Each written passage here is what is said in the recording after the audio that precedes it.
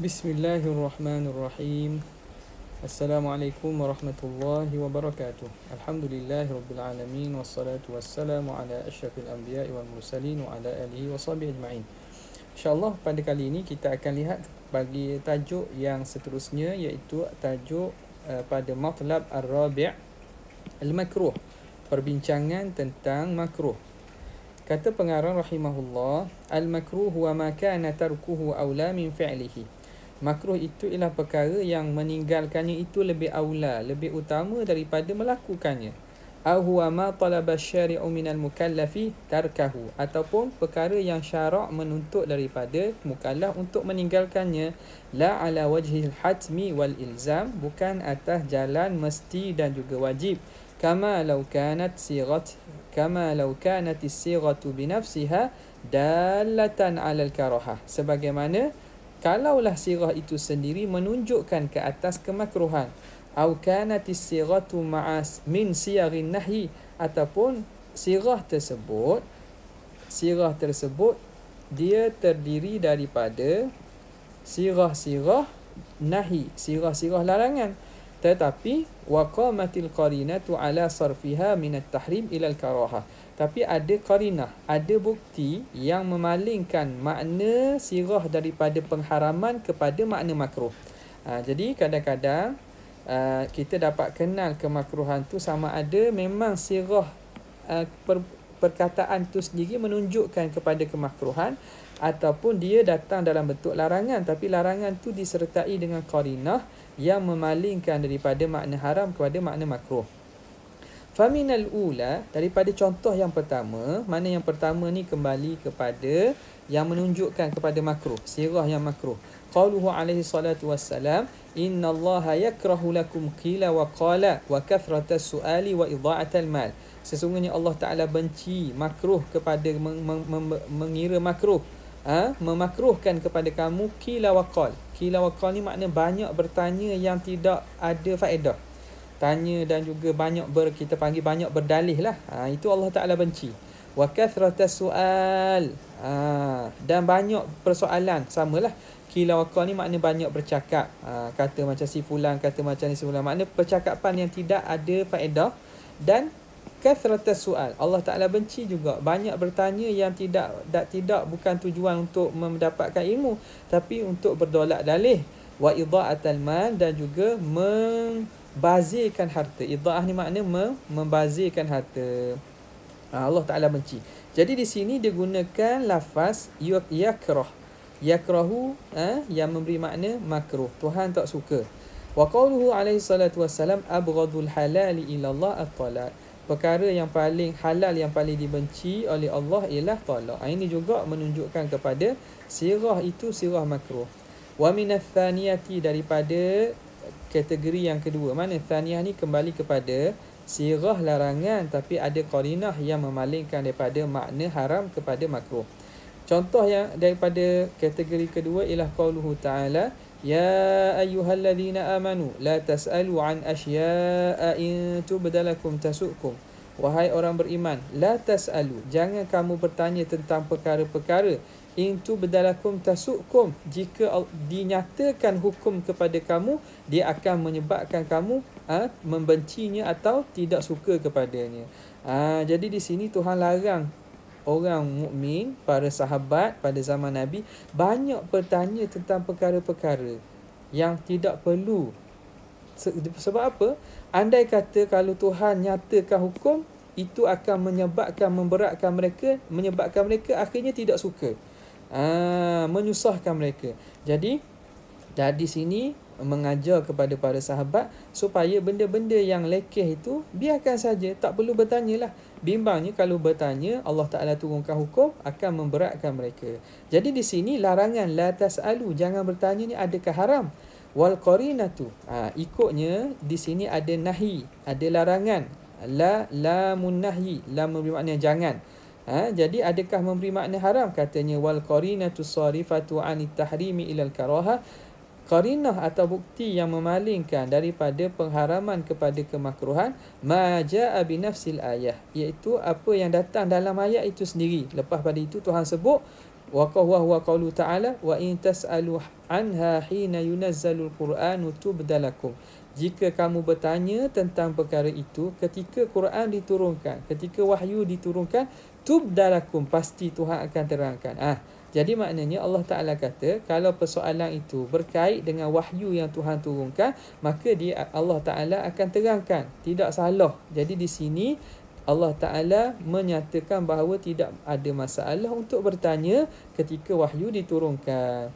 Afallahu anha, moga Allah Ta'ala ampunkan tentangnya. Wallahu ghafurur rahim. Allah Ta'ala maha mengampun lagi maha halus, maha bijaksana. Okey, selesai. Kemudian apakah hukum perkara makruh? Wa hukmul makruhi anna fa'ilahu la ya'tham. Orang yang melakukan makruh tidak berdosa. Wa in kana maluman, walaupun orang melakukan makruh itu dicelalah. Dia buat benda yang dibenci. Makruh ini tetap dibenci. Jadi celaan tu ada tapi tak berdosa. Wa anna tarikahu yumdah, dan orang yang meninggalkan makruh ini yumdahu wa yuthab, dipuji dan diberi pahala. Idza kana tarkuhu lillah, jika meninggalkan perkara itu kerana Allah. Wa ma qaddamnahu fil makruh, dan apa yang telah kami sebut pada makruh, huwa ala ra'yil jumhur wa istilahihim, ini berdasarkan pandangan jumhur dan istilah jumhur. Wa fal makruhu indahum, maka makruh di sisi jumhur nau'un wahid, ada satu sahaja jenis dia. Wa huwa ma dzakarnah, iaitu ta'rif makruh yang telah kami sebut.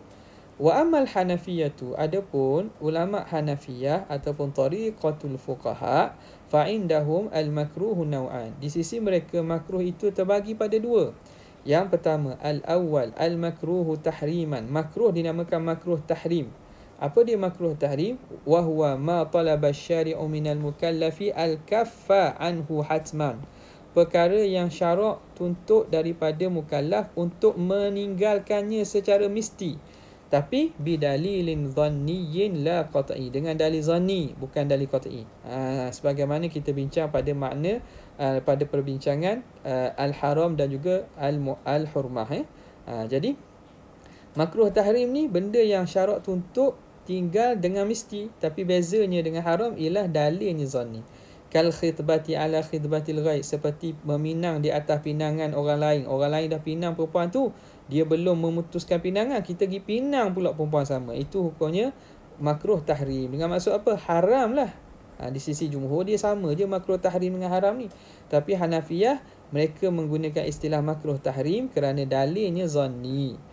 Wal bai'u ala bai'il ghair, jual belian di atas belian orang lain. Orang lain dah setuju nak beli dengan penjual, tiba-tiba kita pergi kita pergi langkah dia, kita pula tawar kepada penjual harga lebih mahal, padahal dia dah setuju dah. Itu belian atas belian orang lain, hukumnya haram. Haram di sini makna makruh tahrim di sisi Hanafiyah. Wa qad thabata kullu minhuma bi khabaril ahad, setiap satu daripada larangan ini datang khabar ahad. Jadi kerana itu dia istilahkan sebagai makruh tahrim. Wa huwa dalilun dhanni, dan khabar ahad ni dalil dari segi dalil zanni. Apa dia? Zanni yuthbut, sebagaimana kita terang pada sebelum ini. Wa hadha an-naw'u minal makruh yuqabilu al-wajiba 'inda al-ahnaf. Jenis makruh ini dia lawan kepada wajib di sisi ahnaf. Sebab kita sebut dah Hanafiyah dibagi apa? Fardu yang paling besar kan. Fardu lawannya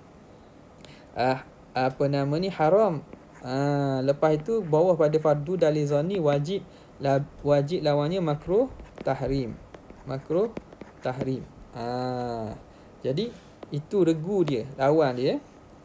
Wa hukmuhu, tapi kena ingat namanya makruh tahrim, tapi hukumnya wa hukmuhu hukmul muharram indal jumhur. Hukumnya ialah sama hukum muharram, hukum perkara haram di sisi jumhur. Ay yastahiqu fa'iluhu al-iqaba, berhak akan pelakunya, berhak mendapat seksaan. Wa in kana la yakfuru munkiruhu, walaupun tidak menjadi kafir munkiruhu, orang yang mengingkari perkara ini, makruh tahrim ini tak jadi kafir. Kerana apa? Kerana dalilnya bukan qat'i, li'anna dalilahu dhanniyun, kerana dalilnya zanni. Itu yang pertama, di sisi ahnaf dinamakan makruh tahrim. Yang kedua, al-makruh tanzihan, dinamakan makruh tanzih.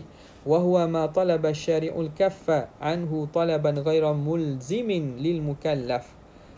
apa yang syarak tuntut tinggal daripada mukallaf sebagai tuntutan yang tidak mesti kepada mukallaf. Mithlu akli luhumil khayli, seumpama makan daging kuda. Makan daging kuda. Kenapa? Lil hajati ilaiha fil hurub, kerana kita berhajat kepada kuda untuk peperangan. Wal wudu'i min su'ri siba'it tayr, dan juga wuduk daripada bekas sisa minuman air. Sisa minuman air yang diminum oleh burung. Su'run ialah sisa bekas minuman. Siba'it tayr makna burung liar. Burung-burung pemangsa ni, burung liar. Jadi kita ada bekas air itu diminum oleh burung-burung yang liar ni lah, yang makan bangkai dan seumpamanya, maka hukum kita berwuduk daripada tu hukumnya makruh tanzih. Wa hukmu hadzal makruh, hukum makruh ini, anna fa'ilahu la yudhammu, tidak dicela, wala yu'aqabu, dan tidak diseksa. Wa in kana fi'luhu khilafal aula, walaupun melakukannya itu menyalahi yang lebih aula, wal afdali, dan menyalahi yang lebih afdal.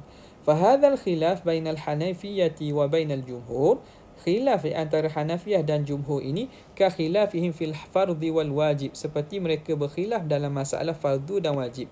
Fal Hanafiyatu nadharu ila dalili talabil kafi, maka Hanafiyah melihat kepada dalil tuntutan meninggalkan, tuntutan larangan itu, al ilzami, yang mesti, minal anil fi'li, tentang perbuatan.